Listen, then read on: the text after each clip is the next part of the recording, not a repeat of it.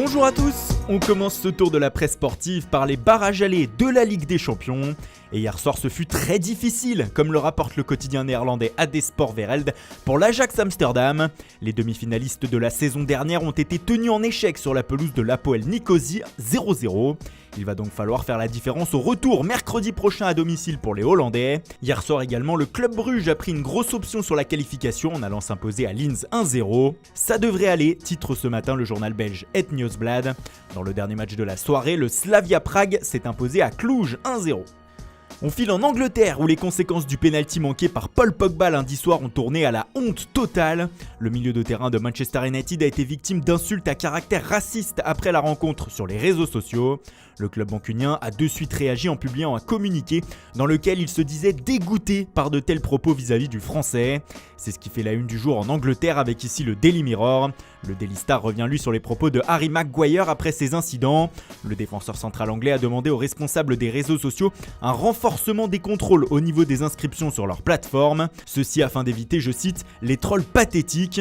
Enfin, pour revenir au terrain, sachez que selon The Sun, le penalty manqué par le champion du monde aura aussi des conséquences dans le vestiaire. Selon le tabloïd, Ole Gunnar Solskjaer, le coach de Manchester, était furieux après la rencontre et a désigné Marcus Rashford comme désormais unique tireur de penalty.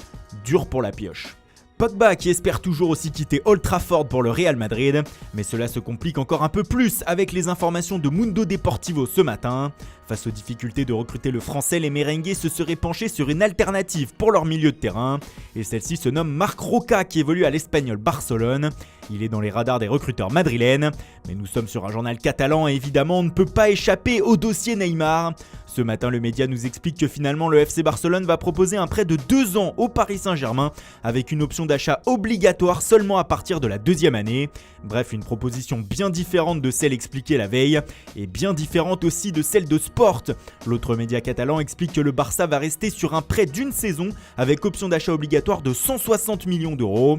Une chose est certaine néanmoins, c'est que les Blaugrana vont revenir à la charge et cherchent la meilleure option pour faire craquer le PSG. Un troisième acteur sur ce dossier reste lui bien sage et en observation de son côté, c'est le Real Madrid. En effet, à en croire Marca, Neymar est entré dans la zone Florentino Pérez. Autrement dit, le président du Real a pris les choses en main et a commencé sa stratégie pour recruter le Brésilien. Celle-ci est simple, ne rien faire pour le moment. Pérez veut que le FC Barcelone s'épuise face au refus du PSG avant de sauter sur l'occasion en fin de mercato.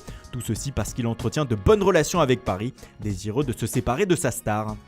Le Barça toujours à fond donc sur Neymar, mais les Blaugrana seraient aussi actuellement en pleine discussion avec la Juventus pour un double échange très surprenant.